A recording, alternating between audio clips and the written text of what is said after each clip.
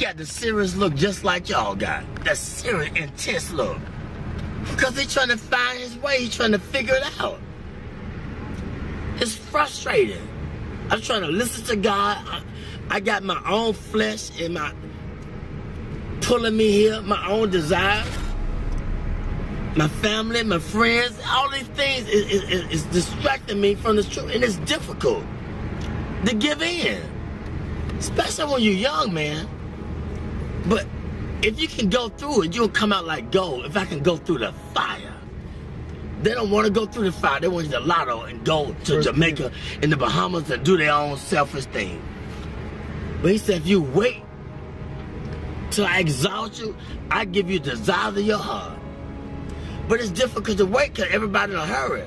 Technology, it's fast, it's in a hurry. They're angry, they're frustrated, they ain't got time, they're on the cell phone, they want to text message you, y'all in the same car, you gonna text message him, he right there. You know what I'm saying? Everybody in a hurry, I don't know where they going, but when they get there, oh, they gonna be sorry. The faster you try to get there, that career, that money, and you're gonna figure it out that, man, it was the journey. It was not the destination. You was in a hurry to get there, to come up, to be this, to be that.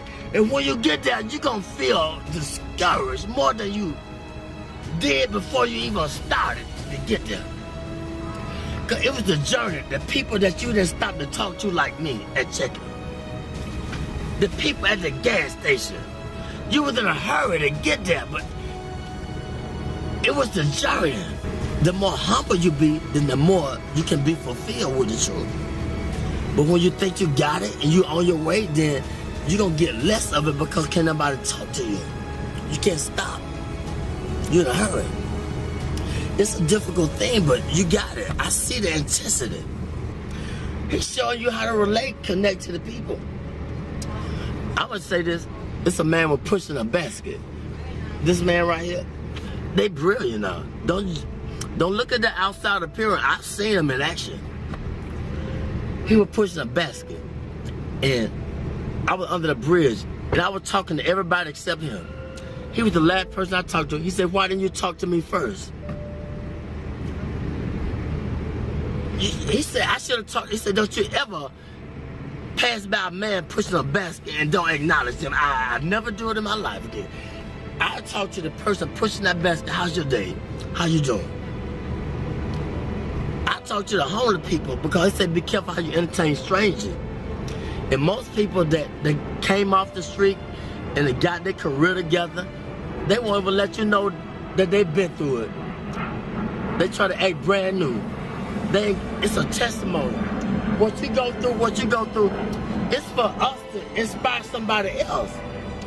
It's for me to pull the weak ones up. It's for you to pull the weak ones up. We don't go through this because of our own selfish reasons. We go through this to give them a testimony of how far God has brought me. It was never about me. I thought about me. Why I'm going through this. He said, back up, man. Who you going to inspire? Who you going to tell somebody about the glory, the grace of God if you don't go through it? Get out of yourself. And once I step back, I be seeing the deep things of God. And so I don't play with him. I don't ask him for a lot. I just say, give me my portion for the day. I don't want a lot of things. Just give me enough that I can deal with. He said, I give you, but fulfill your bond greater than you can ever ask. I know what you desire. I know what you need. But Lord, give me my portion where I can be grateful. Where I can be thankful. They unthankful, they unholy, they ungrateful, they got a job, they don't want the job, they got 40 hours, you can't work on Saturdays, you can't work on Sundays, now you got 3 days, they always complaining and griping and murmuring. Stop it. He said be grateful with the little things. And wait, and I put you there. But he gonna put us in a place where they appreciate me in the job. Don't nobody take time to let them know why they doing things they doing. And that's the whole purpose of life. Let them know what they doing wrong if you see it, I always knew I was doing wrong. What about when they showed me long suffering? What about when they forgave me, but I can't forgive him? He made a promise. I made a promise. I didn't fulfill it. They didn't go off on me. Well, I got to go off on him because he didn't fulfill his commitment. That's wrong. You got to teach. They don't know. The only God they know is through you, through your experience. They don't know about church because you can't go to church because it's a business.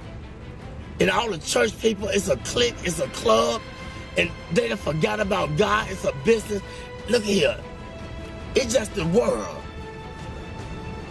Ain't nobody being bold and talking about God because don't pray in school, take the prayer out of school, all these things, it's the world. We're getting in a time where God is not popular no more. And if you talk about it, I don't believe in Jesus. I don't believe in God. I believe in this. I don't care what you believe in. Let my spirit speak for me. Let my action. But it was a time when I was just a hearer and not a doer. But it got to balance out. You got to go through the fire in order to be a doer too. You're going to be a hearer, then you're going to be a doer. But don't let people throw you off your journey. You can't beat nothing. It's between your relationship with God. They can't understand you all the time because you're trying to figure out your way. I'm trying to figure out my way. I can't prove nothing to them all the time. I don't need them to figure me out. All I got to do is just be patient and do what was in my ability, my boundary. I don't need to outstep my boundaries. I ain't got to prove nothing to you. You didn't feel me? No, you can't gonna feel me. I can't put the expectation on you. I don't always feel me, understand me. So that's wrong. Be humble. Acknowledge him in all your ways. When I do wrong, I said something wrong to offend you, forgive me. I got to say it right away, get it over with. If I offend somebody at work, look, if they persecute me, look at God trying to strengthen me to show them who I serve. I say I believe, I'm walking with it. Well, teach them. They don't know. They don't know why they're doing that, why they're doing that to me.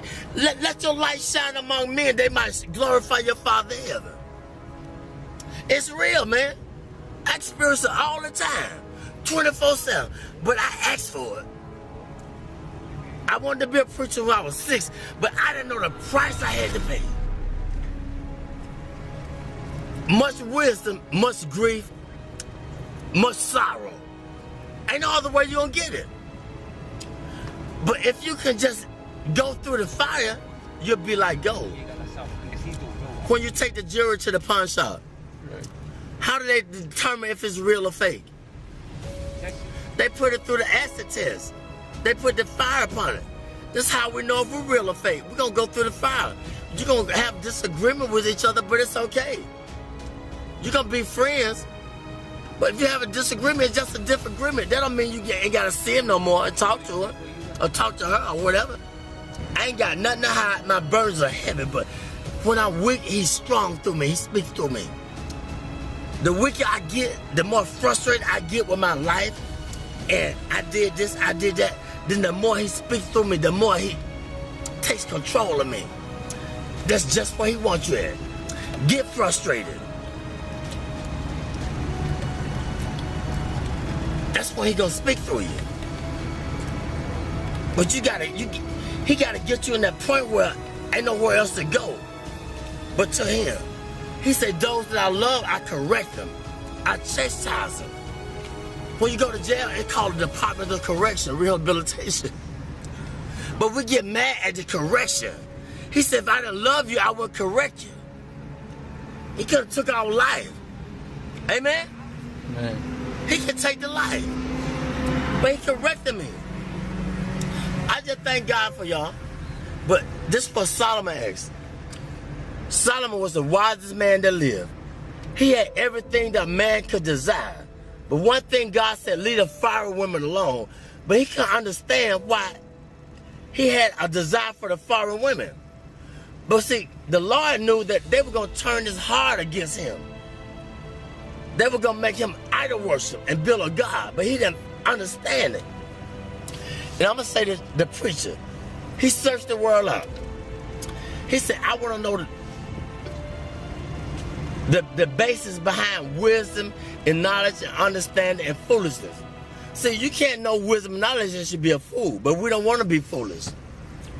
That's the only way you're going to get it. You got to be a fool first. How you going to know a fool when you see a fool? How you going to know foolishness if you haven't been foolish?